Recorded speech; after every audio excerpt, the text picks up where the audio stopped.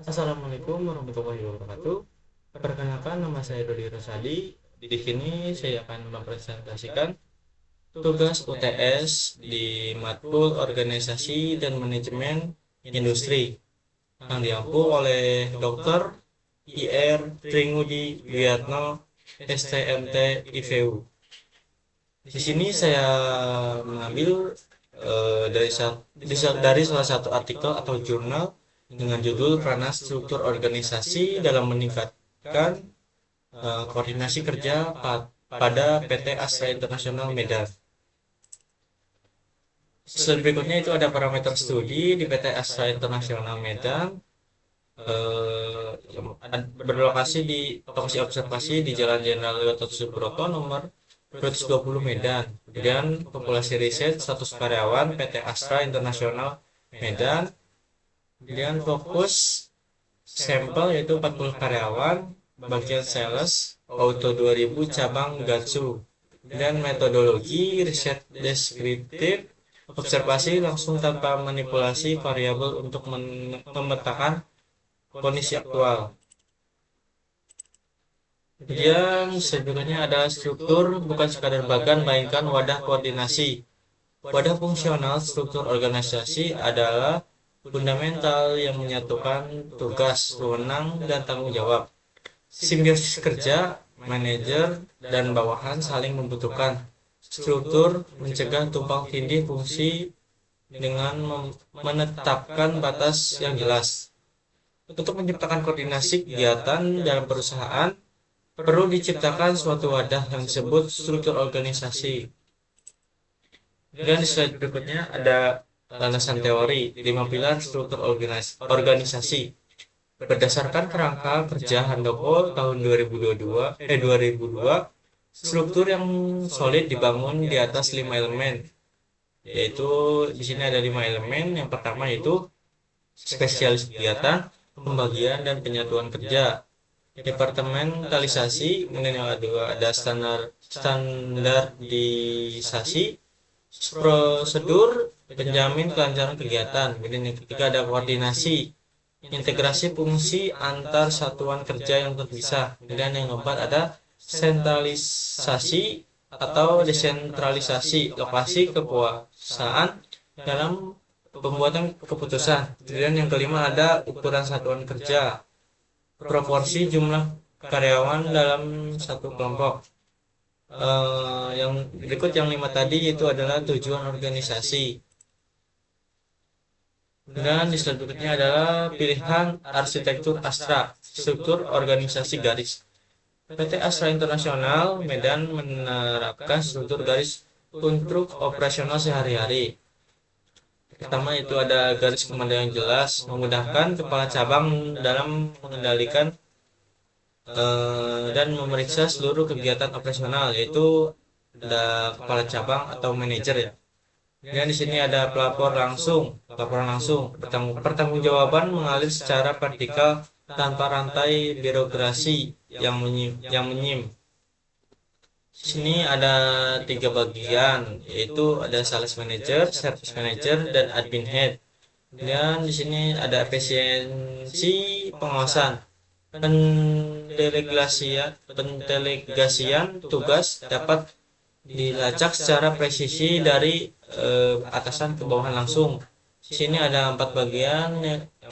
Yang pertama ada sales eksekutif, service advisor, technician, kemudian ada admin staff.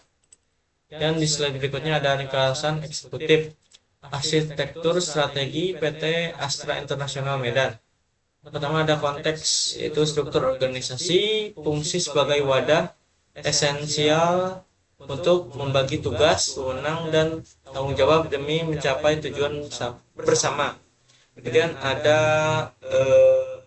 realita operasional. PT Astra menerapkan struktur organisasi garis dengan spesialisasi tinggi, memastikan prinsip the right man in the right place berjalan optimal. Kemudian itu ada yang ketiga, fokus koordinasi, keseimbangan antara koordinasi vertikal antara bawahan ke atasan dan horizontal antara sesama bawahan. menentukan kelancaran efektivitas komunitas perusahaan. Dan itu ada matriks diagnostik koordinasi PT Astra. Di sini ada koordinasi vertikal, itu ada dimensi pelakunya, itu ada dengan kepala cabang dengan kepala pembagian seperti penjualan, administrasi, bengkel, security. Kemudian dinamika otorisnya ada didorong oleh unsur instruksi atau perintah yang jelas. Tingkat kesulitannya itu relatif lebih mudah, bawahan wajib mengikuti instruksi atasan. Di sini ada koordinasi horizontal, dimensi pelakunya itu antara sesama kepala bagian di bagian level yang sama, kemudian bebas dari unsur perintah, membutuh negosiasi dan keselarasan kepentingan, itu dinamika otoritasnya. Kemudian itu ada tingkat kesulitannya relatif lebih rumit, membutuhkan teknik komunikasi interpersonal yang kuat.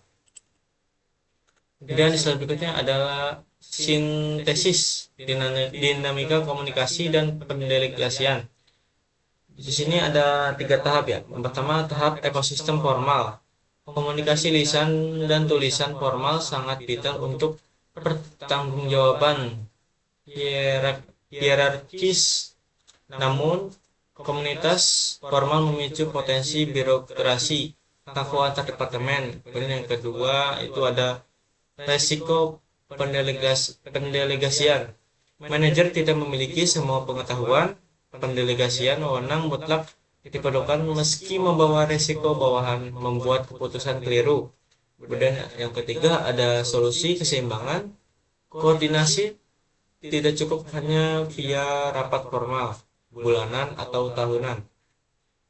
Perusahaan membutuhkan pertemuan informal sebagai jembatan untuk meredam ego sektoral, mementingkan bagian masing-masing, dan mempererat kesatuan. Kemudian ada saran dan rekomendasi pengembalian keputusan partisipatif. Pemimpin hendaknya mulai melibatkan para karyawan yang berkepentingan untuk memberikan saran maupun pendapat dalam proses pengambilan keputusan. Dan ini ada kesimpulan dari materi yang tadi ya. Pertama itu ada struktur organisasi garis yang diterapkan di PT Asa Internasional Medan adalah format yang paling cocok dan efektif untuk memudahkan pimpinan memeriksa seluruh kegiatan melalui laporan langsung. Kemudian yang kedua adanya spesialisasi kerja di setiap bagian memastikan penerapan efisiensi personel, yakni the right man in the right place. Dan yang ketiga ada pelaksanaan koordinasi vertikal terbukti jauh lebih mudah dikendalikan dibandingkan koordinasi horizontal karena ada unsur kepatuhan terhadap hierarki instruksi. Kemudian yang keempat ada ekosistem komunikasi lisan secara maupun tulisan. Setiap departemen telah menjalankan dengan baik, memastikan setiap tindakan operasional dapat dipertanggungjawabkan oleh karyawan. Ya mungkin itu saja presentasi dari saya. Kurang lebihnya mohon maaf. Wassalamualaikum warahmatullahi wabarakatuh. Terima kasih.